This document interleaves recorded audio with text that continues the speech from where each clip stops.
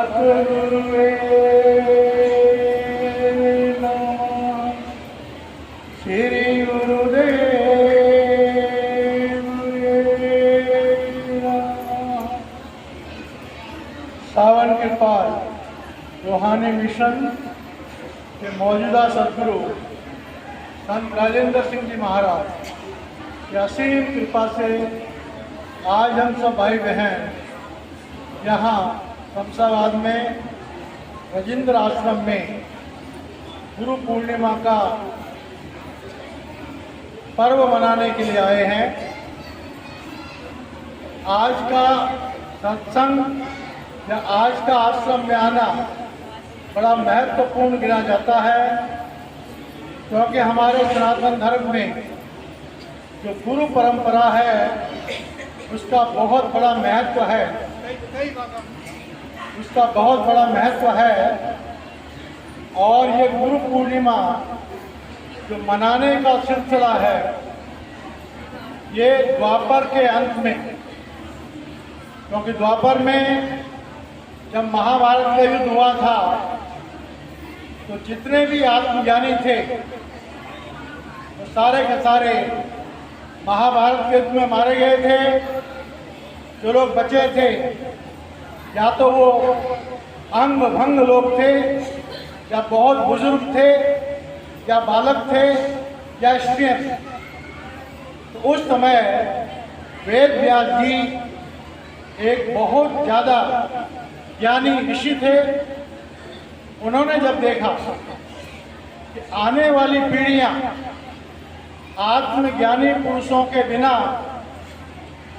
भ्रमित हो जाएंगी, तो उन्होंने पहले तो वेदों का संकलन किया, उसके बाद महाभारत, श्रीमद् भागवत महापुराण आदि ग्रंथों का निर्माण किया। गीता महाभारत का एक हिस्सा है, भीष्म पर्व का एक छोटा सा हिस्सा। अब जब उन ग्रंथों की रचना की गई तो समाज में जब उनके ज्ञान के द्वारा लोगों को जीवन सुधारने का अवसर मिला, तो लोगों की व्यास जी के प्रति जो श्रद्धा थी वो उनके जन्मदिन के, जैसे हम अपने महाराज जी का जन्मदिन मनाते हैं, तो उनके जन्मदिन के उपलक्ष्य में ये गुरु पूर्णिमा का जो दिन है ये मनाया जाने लगा। और आज का ये जो पर्व है इसका महत्व आज यहाँ शमशाबाद आश्रम में देखने को मिल रहा है कि आश्रम में पैर रखने के लिए जगह नहीं है। वो भाई बहन जो कभी नहीं आते सत्संगों में, अभी तक गुरु से नामदान भी नहीं लिया, तो भी वो आज इस गुरु पूर्णिमा के सत्संग में आए हैं। तो इस पर्व का महत्व साफ झलकता है। इस पर्व के महत्व से हमें एक शिक्षा मिलती है कि हमारे जीवन में एक सच्चा गुरु होना चाहिए, क्योंकि भगवान वेद व्यास ने धर्मशास्त्रों का निर्माण किया, उसके बाद भी बहुत महापुरुषों ने धर्मशास्त्रों का निर्माण किया।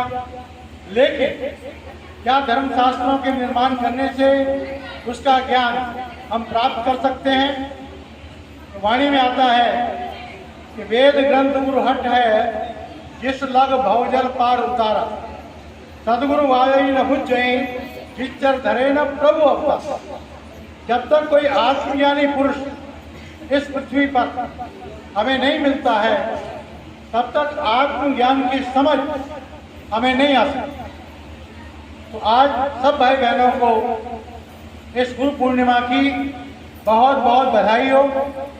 और यहाँ पर जो मेरी बहनें और भाई आए हैं जिनके जीवन में अभी एक सच्चा गुरु नहीं है, तो उनके लिए ये प्रेरणा है कि आज के दिन वो अपने मन में इस बात को धारण करें कि जीवन में एक सच्चा गुरु होना चाहिए। राम कृष्ण ते को बड़ो, तीनवी तो गुरु की, और तीन लोक के नायका, गुरु आगे अधीन, गुरु भी न भवनिधि तरई न कोई। जो विरंचित शंकर सम।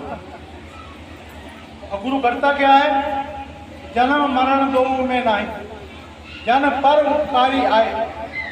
यह दान ने भक्ति लाइन और हरिशो लाइन में, और उसकी पहुंच कहाँ होती है कि अखंड मंडलाकार व्याप्तम हीन चराचरम तत्पदम दर्शितम ये न वंदे श्री गुरुवे नमः, जो हमें प्रभु के चरणों तक पहुंचा सकता है।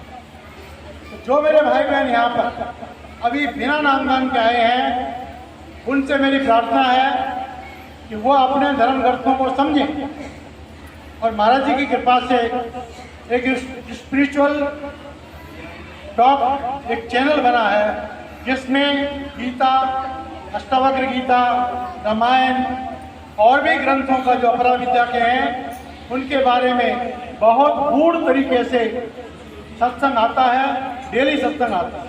अगर कोई भाई बहन अपने इन अपरा विद्या के ग्रंथों का सार समझना चाहते हैं तो वो वहाँ गेट पर जो टेबल लगी हुई है वहाँ जाकर के सब्सक्राइब कर ले अपने फ़ोन में।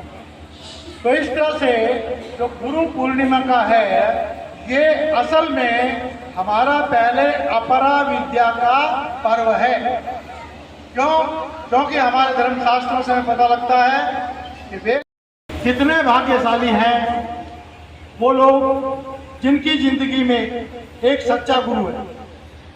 कितने भाग्यशाली हैं, हम इतने भाग्यशाली हैं कि हमारे भाग्य को देख के देवी देवता भी तरसते हैं। देवी देवता भी तरसते हैं। देवी देवताओं को भी मुक्ति नहीं है, हमारे सारे धर्मशास्त्र कहते हैं। इस बात का ये मतलब नहीं हम देवी देवताओं की अवहेलना कर रहे हैं। देवी देवता हमारे पूजनीय हैं, ऊपर के मंडलों के स्वामी हैं, लेकिन वो कर्मों के विधान से, कर्मों के विधान में उनके पास दिव्य शक्तियां हैं।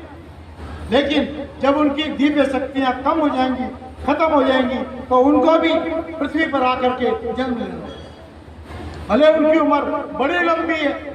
ब्रह्मा जी का एक दिन 1000 चतुर्युगी, 1000 चतुर्युग का ब्रह्मा जी का एक दिन है और इतनी बड़ी रात है।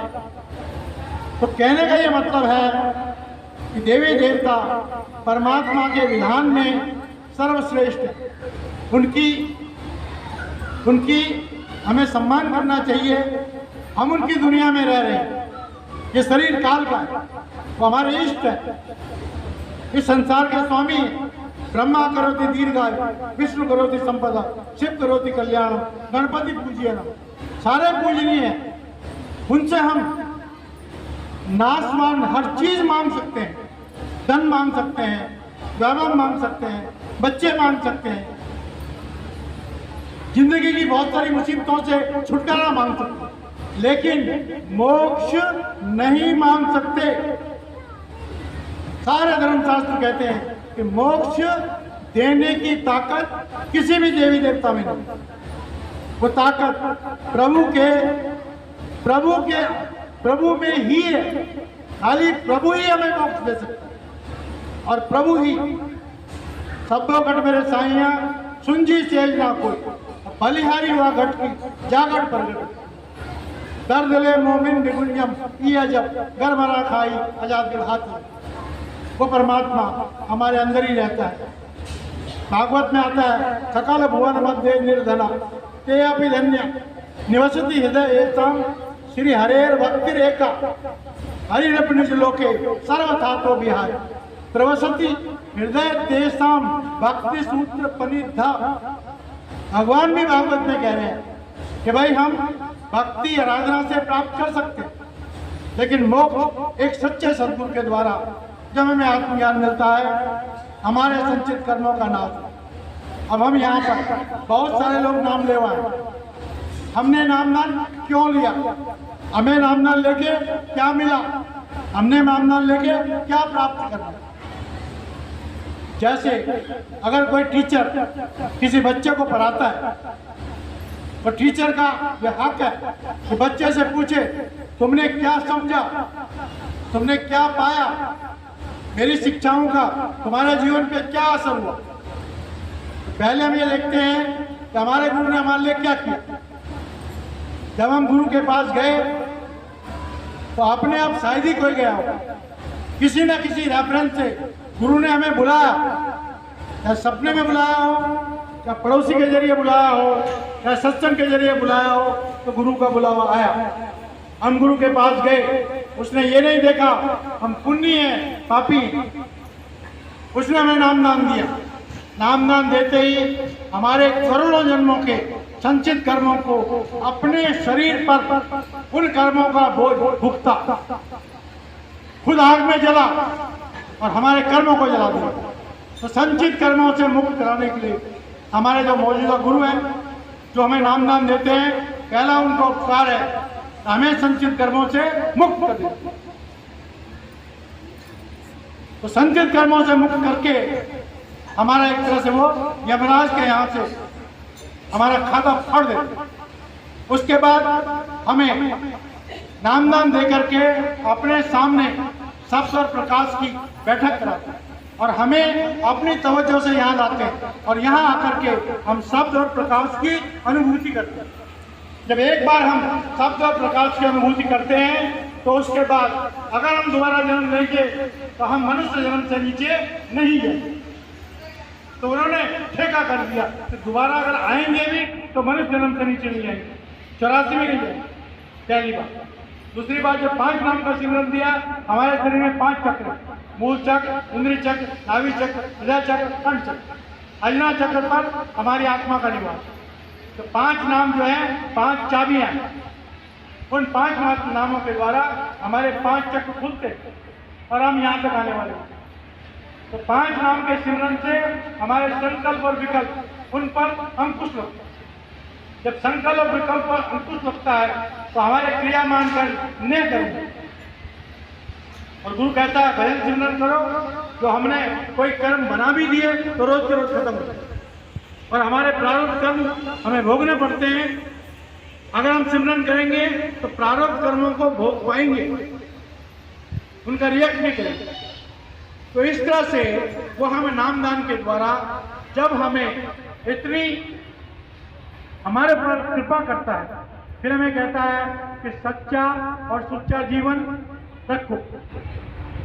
उसके बाद कमाई का 10वां हिस्सा परमार्थ में लगाओ। ये नहीं कहता मुझे दो, कहता परमार्थ में लगाओ। प्रकृति का ऋण दो, समाज का ऋण दो, पितरों का ऋण दो। समय का 10वां हिस्सा भजन सिमरन में लगाओ। अपनी आत्मा को बोल दो, आत्मा को पानी। अपने जीवन के पड़ताल रखो, डायरी रखो।